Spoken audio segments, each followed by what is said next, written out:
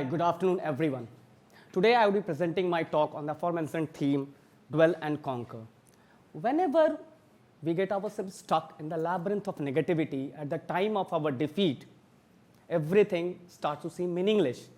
Even though we know that life has its own shares of ups and downs. But what? We start to doubt each and every aspect which has been a part and parcel of our life. Some had been the trademark of our success. Some had been, the way, the torchbearer of our success. But what had happened to us? The negativity has crept into our mind. We start to doubt even our capacities and capabilities. Every aspect seems futile. Oh my God, why should I do this? Why should I do that? We tend to question each and everything. Then the million-dollar question arises, why? Why it happens? Have we lost the trust in our capability? Have we lost the trust in our capacity? Have we lost the trust in our reasoning ability or the interpretation ability? Because these were the same set of traits which had helped us to achieve what we have achieved till date, which had made us proud, which had made our community proud, which had made our society proud, and which had made my family proud. Then what had happened? Why this sudden change of negativity? Is it something like that someone has said to me? Is it something like I have cultivated in my own mind?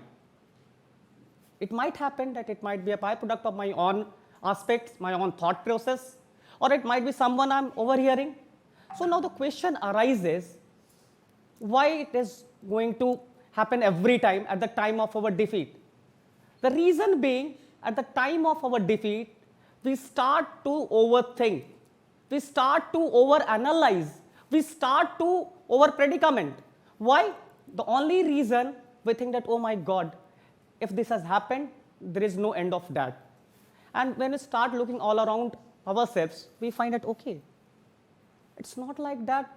I'm the only one here, the victim. There had been people, there had been instances where I have been severely damaged, severely bruised. But the only reason is that I have not get over the line because this time I am not thinking in that note. Everyone knows that there is no rewind button in life, but certainly there is a pause button. We need to pause for a minute, for hours, or for days. We need to introspect, retrospect those aspects which had been the reason of our stumbling block. It might happen that, the thing is that I have seen that particular aspect, but the severity is not going to end. What's the point of getting paused? But we can minimize the losses. We can minimize the severity. Obviously, we cannot undo it completely. And the second thing is that if we are not undoing it completely, we need to move forward. We need to conquer those aspects which are in our hand. Obviously, few things are uncontrollable, but few things are controllable. We can agree upon that. So, we had to control those controllables and we had to let go these uncontrollables. And it's not like that it happens with us only. If we have a bird's eye view towards all the people, even the inspirations whom we take, the great people, they had also been to the same page.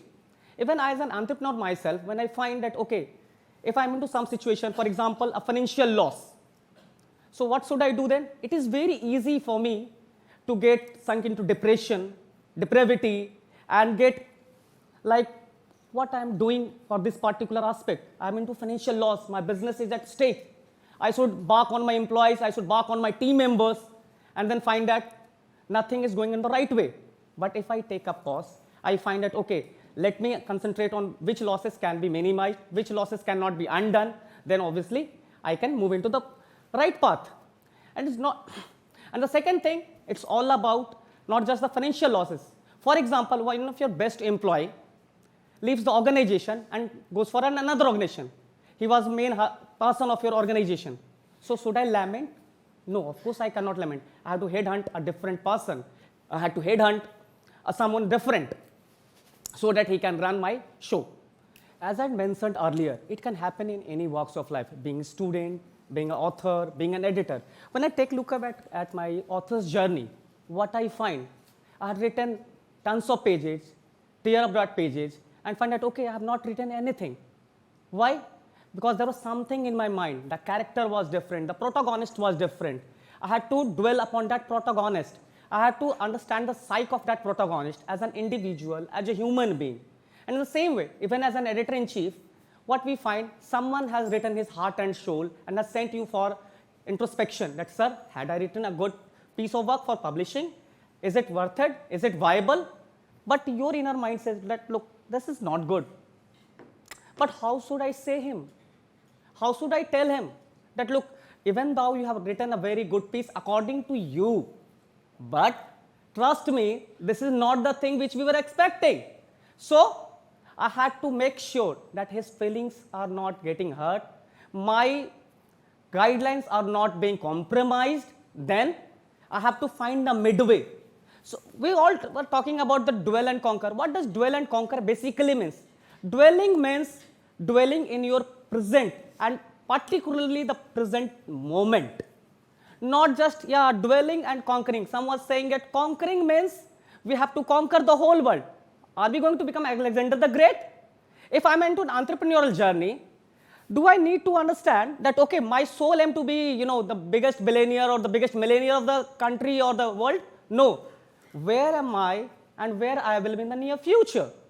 For an example, as an author, today I started scribbling few pages. Now I dreamed, I aspire to be an author, right? So what should I do? I should be an NY Times bestseller? No. The first step, you have to dwell in the present. You have to write every single syllable. Once again, I'm repeating the word, every single syllable. It's not like that you started writing and writing incessantly. Trust me, that's only happens the writer's block. Then you will find out, oh my God, I was writing 100 pages a day, but now what had happened to me? I'm not even writing to a single word because you forget the basics. There's a very basic fund of life. Whenever you get stuck to the basics, or even you can say stick to the basics. So what is the basic of writing? You have to understand every single syllable. You are responsible for each and every single syllable which you had been writing. You cannot say that I written just in a flow. Yeah, it was my, observation.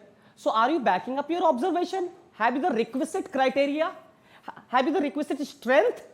So in order to conquer, what we have to do? We have to get ourselves strengthened of our abilities, of our capacities, of our capabilities, which I was earlier mentioning. At the time of our defeat, we tend to lose the belief in itself. What happens? Someone said that, okay, I've written your piece. Sorry, I've read your piece. But what have happened? I think you're not a good writer. Now, the doubt has come around. The self-doubt has come around. Oh, I think he's, a good guy. He's a very successful guy. He would have written lots of books. He had read himself, thousands of books. And if he's analyzing my writing, then obviously he would have been saying some truth. But no, it's your writing. It's your perspective. It might happen the person or the character who is a protagonist in your book might be the antagonist in his book. So it's all upon the difference of opinion. So it's your opinion, it's your thought process which should dwell in your mind, not others. Then only you will be able to conquer and create a meaningful society, being a meaningful person for you, for yourself, for the family and for the society.